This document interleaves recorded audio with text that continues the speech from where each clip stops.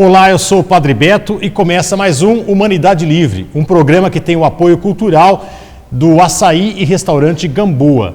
Se você quiser comer o melhor açaí de Bauru e região, você tem que ir na esquina da Rua Alberto Segala com a Henrique Save, em frente ao Bauru Shopping. Ali tem o Açaí Gamboa. Ali você encontra o melhor açaí de Bauru e região. E do lado você tem o Restaurante Gamboa, onde eu almoço todos os dias, um restaurante maravilhoso, com direito a churrasco e aquela comidinha caseira. Então, se você quiser comer fora, vá no restaurante Gamboa, que você não vai se arrepender. Tá? E Humanidade Livre você conhece o programa, né? É um programa de discussão, é um programa de reflexão, é um programa em que você participa. Você pode entrar na minha página, Padre Beto Bauru, minha página no Facebook, curtir a página e mandar a sua discussão, o seu tema, o tema que você acha que deve ser discutido, deve ser refletido, ou então uma pergunta que você tem, né, e a gente pode talvez responder.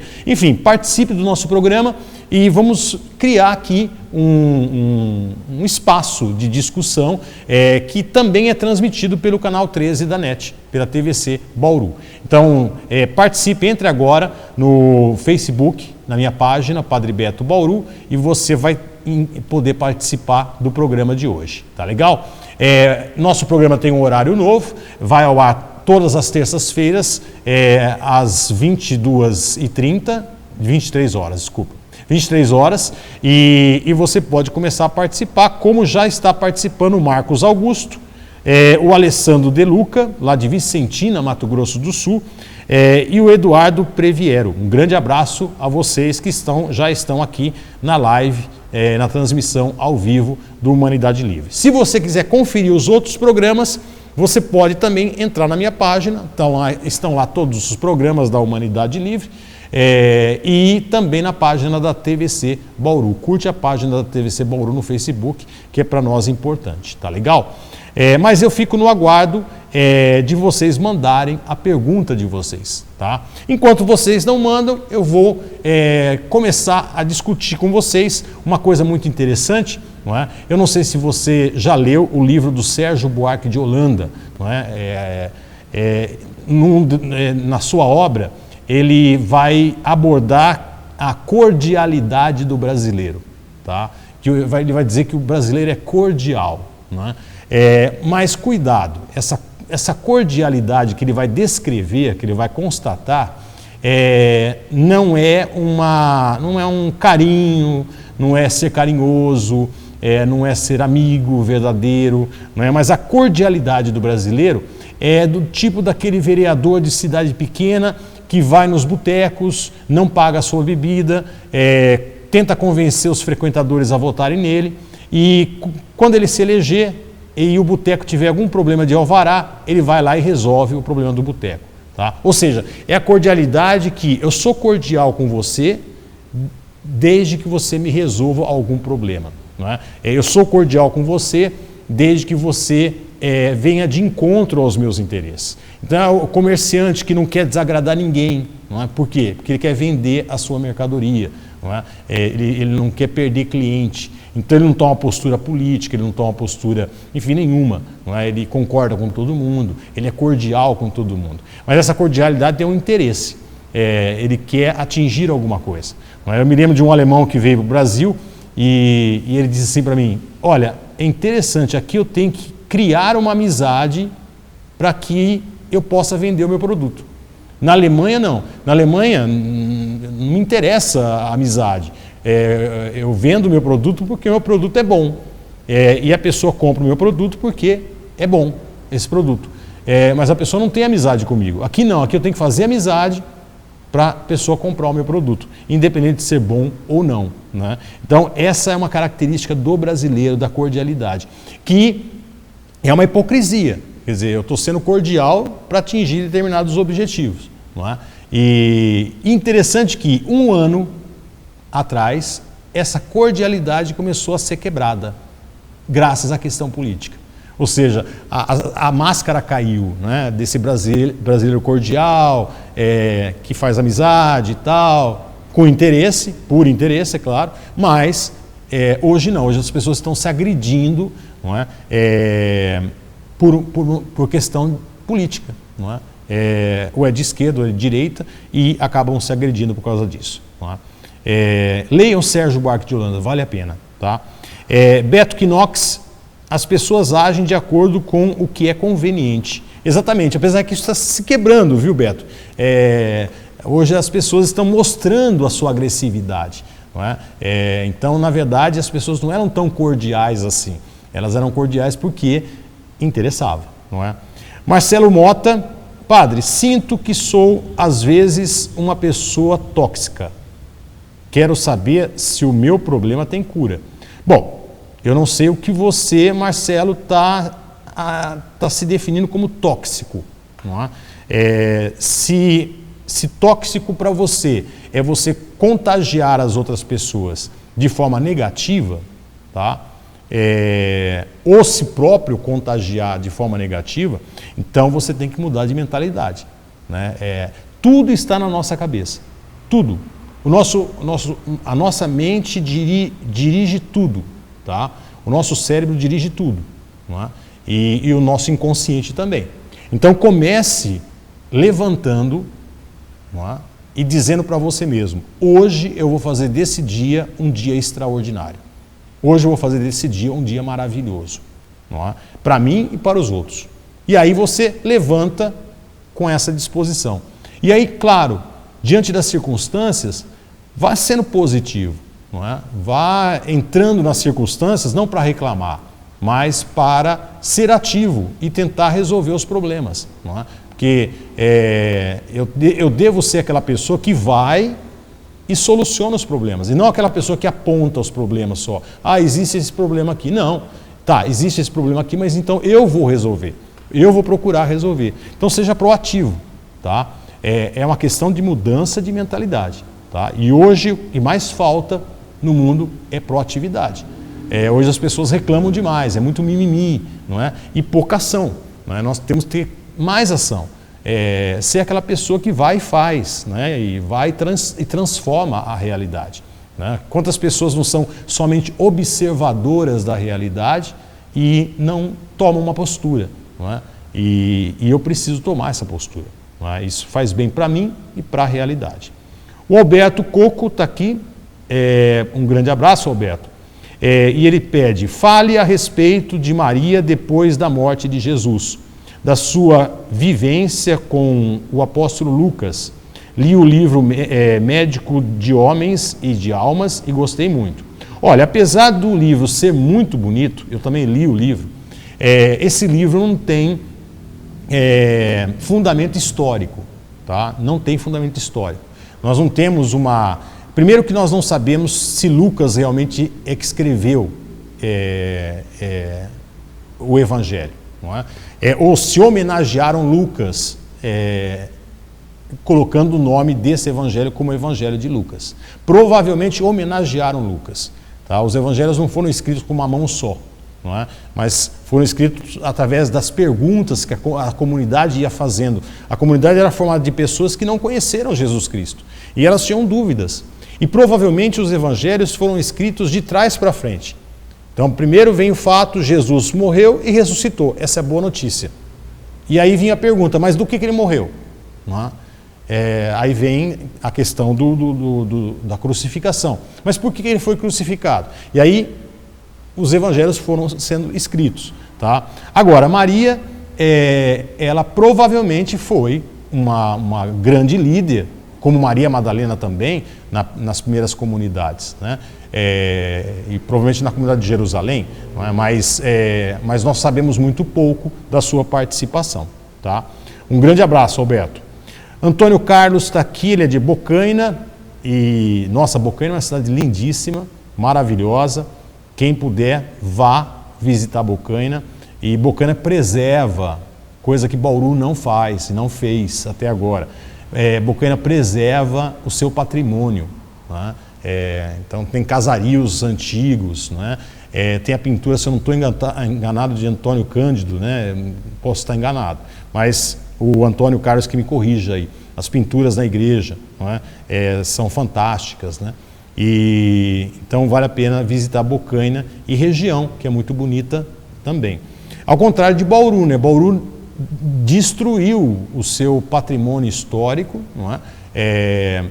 Tem uma estação ferroviária que está abandonada, não é? Ninguém faz nada, aquilo lá podia ser um centro cultural para reativar o centro velho de Bauru, mas nada se faz, né? E também Bauru não valoriza os seus personagens, né? Se você viajar para o mundo inteirinho e falar que você é brasileiro, a primeira coisa que as pessoas dos outros países vão falar Pelé. É a primeira coisa, tá? Eu tive na Alemanha há 10 anos, tive que ouvir isso direto. Você vem da onde? Do Brasil. Nossa, terra do Pelé, não é? E aí eu falava, eu sou da cidade do Pelé, não é? Onde o Pelé nasceu, porque o Edson Arantes do Nascimento nasceu em Três Corações, não é? Mas o Pelé nasceu em Bauru, não é? E Bauru, o que preservou do Pelé? Nada, não é? Diz que chegou um grupo de coreanos no centrinho aqui de Bauru, e a primeira coisa que eles pediram foi conhecer a história do Pelé. Conhecer a casa onde o Pelé nasceu, conhecer o time onde o Pelé jogou e tudo mais. O pessoal do centrinho não tinha que mostrar. Por quê? Porque a casa foi demolida, o estádio onde o Pelé jogava hoje é um supermercado, enfim. E nós temos outros, hein? Mauro Razzi. Quem conhece Mauro Razzi? O pessoal em São Paulo, Mauro Razzi é conhecido, não é? Mauro Razzi morreu, a casa dele continua lá, mas não se tem um museu do Mauro Razzi, não se valoriza. Não é? Você vai em São Manuel, São Manuel valoriza seus heróis, não é? Aqueles que marcaram, né? E nós temos outros personagens aí, não é? Nós temos o astronauta, o Marcos Pontes, nós temos o Osiris Silva, não é? Que criou a Embraer, enfim. Onde está essa história toda em Bauru? Não é? Infelizmente, Bauru é uma cidade que não valoriza os seus heróis, não é? Muito bem. Elza Ângelo da Costa Perim está aqui, um grande abraço. O Antônio Carlos diz assim, padre, e a Amazônia? Pô, Amazônia é uma questão muito séria, né? Eu acho que a Amazônia é um patrimônio, na minha opinião, já deveria ser patrimônio da Unesco, não é? Patrimônio natural e cultural da Unesco, não é? Como é Machu Picchu, não é? Como são outras coisas, e ela deve ser preservada, né? Nós temos que tomar muito cuidado. Por quê? Porque o solo da Amazônia não é um solo fértil, pelo que eu saiba, eu não sou especialista, mas ali existe um ciclo da natureza. A natureza, a mata é fértil, tem aquela mata abundante. Por quê? Porque a mata deposita no solo as folhas, animais mortos, insetos mortos e assim por diante, e vai criando humus e vai naturalmente fortalecendo as plantas e as árvores, né? Então é um ciclo que deve ser mantido ali, não é? E deve ser cuidado. A Amazônia deve ser uma área de pesquisa, não é? Quantas coisas ali não poderiam ser descobertas, né? Para medicamentos, enfim, para várias coisas, para o bem-estar do ser humano, não é? Então ela tem que ser preservada, eu acho. E não só para o Brasil, para o mundo inteiro, não é? Alessandra está aqui presente, Sacomani, Maurício Moura também está assistindo, a Tânia Laurindo, Onier Aparecido Caçador. Ele diz, isso é coisa de políticos interesseiros. E como existem políticos interesseiros, né? Aguarde o ano que vem. Não é? Quer dizer, os políticos os candidatos já estão apontando aí, né? Já estão começando a aparecer e fazer a sua campanha agradando as pessoas, não é? Abraçando as pessoas e assim por diante. Né? Cuidado, né? Vamos tomar cuidado e vamos ser críticos. Tá? Cuidado com candidatos que já tiveram no poder, não é? E já mostraram a que vieram. Tá? Cuidado. Maiana Almeida, ela diz o seguinte, qual o procedimento para um padre brasileiro estudar em Roma? Olha, depende do bispo. Né? Estudar em Roma tem um preço, não é? Ou seja, custa. né? Ele vai ter que viver no Pio Brasileiro, que é um seminário católico lá em Roma, né? Ou encontrar uma casa que o abrigue, não é? E isso tem um custo. Se a diocese tiver condições, não é? Ela pode bancar o padre, não é? Ou a família do padre, ou então a diocese pode pedir uma bolsa de estudos, não é? Ou para Roma mesmo, o Vaticano, ou então para a Alemanha, a igreja alemã, ela dá, não é? Então depende do engajamento do bispo. Se ele realmente quiser, ele pode mandar, tá? Wagner José Gomes está aqui presente. O Carlos Pesserru, não, Tuti Delarazzi está aqui.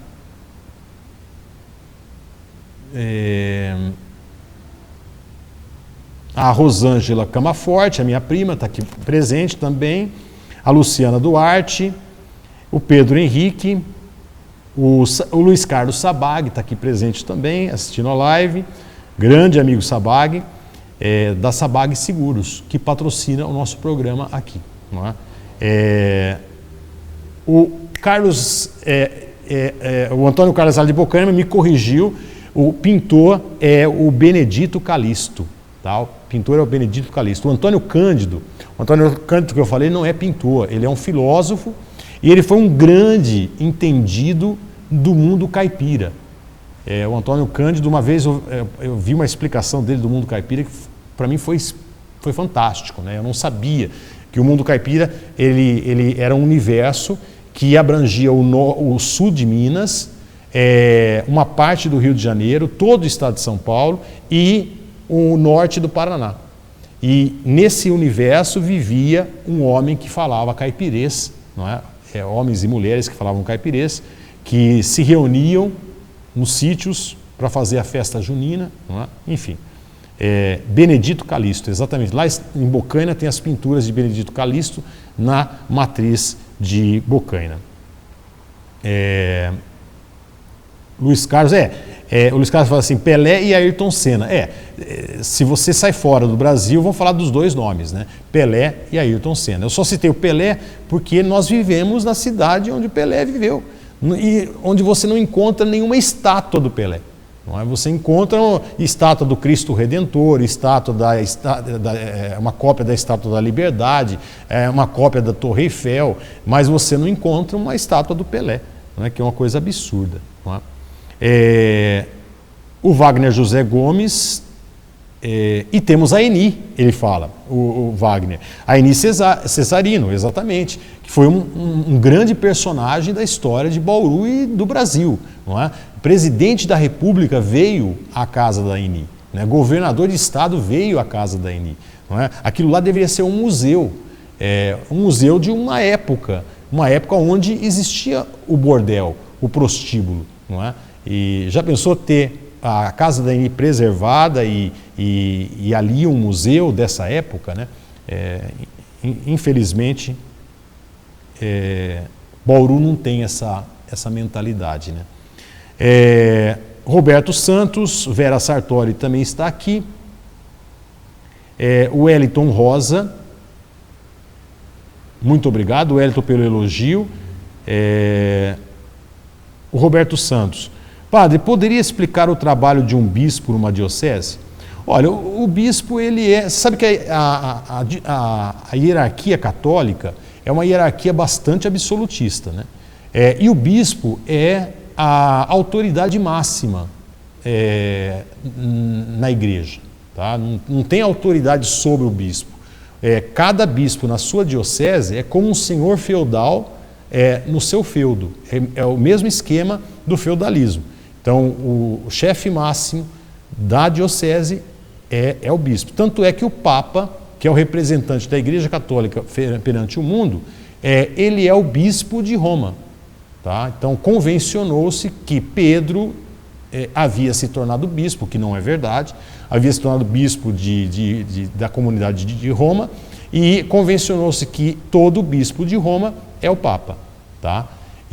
Mas o bispo de Roma não pode prevalecer sobre os outros bispos. Ele não manda sobre os outros bispos. O bispo tem autoridade máxima na sua diocese, desde que ele haja corretamente dentro do direito canônico e do catecismo. Tá? Se ele está aqui dentro desse âmbito, ele pode fazer o que ele quiser na diocese dele. Tá? E o trabalho dele depende dele. Ele pode fazer um trabalho pastoral, ele pode ser um bispo de muita espiritualidade, fazer um trabalho espiritual. Ele introduz na sua diocese o que ele quiser, não é? Desde que não fuja do direito canônico, é claro. Bruno Alessio Roveri, grande abraço. E ele pergunta: existe alguma forma de aprender latim de maneira mais fácil? Eu não sei o que você chama de maneira mais fácil, mas aprender latim é uma língua morta que exige bastante por ser uma língua que nós não falamos mais, né? Mas eu acredito que existam métodos, né, de aprender latim. Basta procurar no YouTube ou no Google e você vai encontrar. Aí você vai se adaptar ao método que você acha mais fácil, porque o latim é uma língua declinável, né? Então ele não é tão fácil assim, como o português não é fácil também, não é? Mas existem métodos que, com certeza, Bruno, você vai se adaptar com ele melhor do que com outros métodos, né? Dá uma procurada aí, não é? Marcos Baldan: sou da Igreja Católica Anglicana, não é? Do Brasil, e que as igrejas sejam una e santa. Sim, claro. Por que nos dividir, né? Por que nos rotular? Não é? Nós temos as diferenças? Temos, não é? Mas o que importa é o quê? O que importa é o que o Cristo deixou como mandamento, ou como testamento, né? No final da sua vida ele fala assim: amai-vos uns aos outros como eu vos amei. Ponto final. Isso aqui é fundamental para a gente, não é? O Dom Lucas Macieira está aqui conosco, não é? E é uma honra tê-lo aqui, não é? Rui Miranda Cerqueira, querido, ele escreve sobre a personalidade do Klein do Intercept. Vejo uma desonestidade, uma honestidade tremenda nele. E mesmo assim, tem gente afirmando que ele comprou as informações dos hackers. Pasmem, mas essas mesmas pessoas confiam no Bolsonaro, não é? Obrigado. Então, Rui, sabe o que está vendo hoje? Hoje, as pessoas estão se ofendendo, as pessoas estão criando inverdades, não é? Para defender pessoas. Isso é muito perigoso. Tá? Nós deveríamos estar discutindo ideias, discutindo propostas. Nós deveríamos estar discutindo as coisas que deverão acontecer. Não é?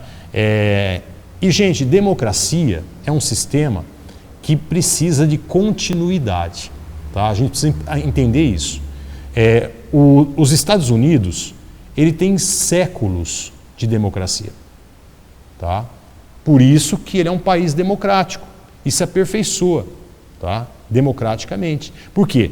É o exercício da democracia que vai aperfeiçoando a democracia. Não é porque eu tive um período de corrupção que agora eu quero acabar com a democracia. Não. A democracia tem que ter continuidade. Porque a gente vai amadurecendo, aprendendo a votar, aprendendo a fiscalizar, aprendendo a participar da discussão. Não é? E nós estamos vivendo uma fase hoje que é típico de pessoas infantis dentro de uma democracia infantil. Por quê? Porque quanto tempo nós temos de democracia? 25 anos. É isso. Nós não tivemos democracia até agora. Antes do período militar, nós tivemos democracia? Não tivemos. Nós não tivemos tempo para isso. A democracia sempre foi bloqueada no Brasil. Nós começamos na Velha República com o coronelismo, então as pessoas não votavam. As pessoas votavam quando o coronel mandava. não é? Não existia a discussão democrática, não existia essa discussão. Depois veio o Estado Novo de Vargas, depois vieram os governos populistas, né? Aí nós tivemos a ditadura militar, então a democracia começou em 1985, mais ou menos por aí começa o período democrático. Então é muito pouco tempo, e democracia precisa de continuidade. Vai investigar quanto tempo os americanos têm de democracia, não é? Quanto tempo os europeus têm de democracia. Então, a democracia ela precisa de continuidade para que as pessoas amadureçam no processo democrático. Tá? O Nativo Paulo Daniel, que é meu irmão, está aqui presente, está assistindo. O Bruno Alessio Roveri agradece a minha resposta. O Rui Miranda: padre, onde fica o céu dos cristãos? Como ateu, não consigo imaginar. Acho tão abstrato, você pode ilustrar um pouco? Obrigado. Olha, é difícil falar, porque eu ainda não morri, né? Então é difícil falar para você onde fica, você que é ateu, né? Onde fica o céu dos cristãos, não é? De qualquer forma, não fica no espaço, tá? Acreditava-se que ficava lá em cima, não é? Isso é uma grande de uma infantilidade. Pode ser que o céu dos cristãos seja uma dimensão paralela à nossa dimensão, não é? De qualquer forma, eu não sei explicar para você não é? Talvez algum espírita possa explicar para você, não é? Mas eu, como cristão que sigo Jesus Cristo, eu sei, intuo, não é? Acredito que exista vida pós-morte, não é? Mas eu não posso afirmar para você como é isso, tá? Como é essa dimensão, não é? Pelo menos com palavras modernas, porque nos evangelhos nós temos palavras, mas palavras antigas, né? Como céu e inferno, por exemplo, são palavras muito antigas e que pertencem à antiguidade, não é? O Antônio Carlos dá risada aqui e pergunta do limbo. Bom, para os católicos o limbo acabou, não é? Quem acabou com o limbo, quem disse, gente, não existe limbo, foi o Bento XVI, tá? Que foi uma das coisas boas, né? Porque imagina quantas mães não sofreram com essa ideia de limbo, né? Mães que não puderam batizar a sua criança antes dela, e crianças que morreram sem o batismo, não é? Iam para o limbo. Elas não podiam ir para o inferno porque não eram puras, né? Elas não podiam ir para o céu porque não eram cristãs. Não é? Então iam para onde? Iam para um lugar obscuro chamado limbo que a igreja criou, não é? E uma coisa absurda, não é?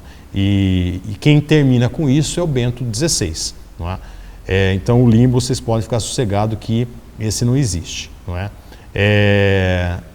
O Francisco Magson acabou de aparecer aqui. Nós temos mais 2 minutinhos, gente. São 23 horas e 28 minutos. Lembrando que esse programa ele é reprisado várias vezes durante a semana, mas aqui ao vivo, não é? Toda terça-feira às 23 horas nós estamos aqui juntos, não é? E na página Padre Beto Bauru. O Rui Miranda ele faz mais uma pergunta. Eu li num trabalho filosófico que quem se ajuda quer te dominar. Você concorda? Depende da intenção. Pode ser sim. Alguém que queira te ajudar, venha querer te dominar, não é? Isso é um perigo, não é? Tem pessoas que se aproximam da gente, aproximam com uma postura de ajuda, mas no fundo ele quer que você dependa dele, não é? Ele quer criar uma relação de dependência com você. E isso é fácil de perceber. A partir do momento que você começa a se sentir impotente para fazer as coisas, não é? E só com essa pessoa você faz as coisas, né? Ou realiza as coisas, então aí você está num estágio de começar a ser dependente dessa pessoa. E isso é muito ruim. Por quê? Porque as pessoas precisam ser autônomas, né? As pessoas precisam saber viver sozinhas, precisam saber conviver com a sua solidão. E a condição do ser humano, a condição mais radical do ser humano, a condição mais existencial do ser humano é a solidão. Tá? Por quê? Porque ninguém pode viver na minha pele. Ninguém pode viver por mim as situações que a vida me apresenta, né? Bom, gente, nós vamos ficando por aqui. O Cleiton fez uma pergunta, mas Cleiton não dá mais tempo, tá? Respondo na terça-feira que vem. Então, gente, uma ótima semana e até terça-feira que vem, às 23 horas. Até lá.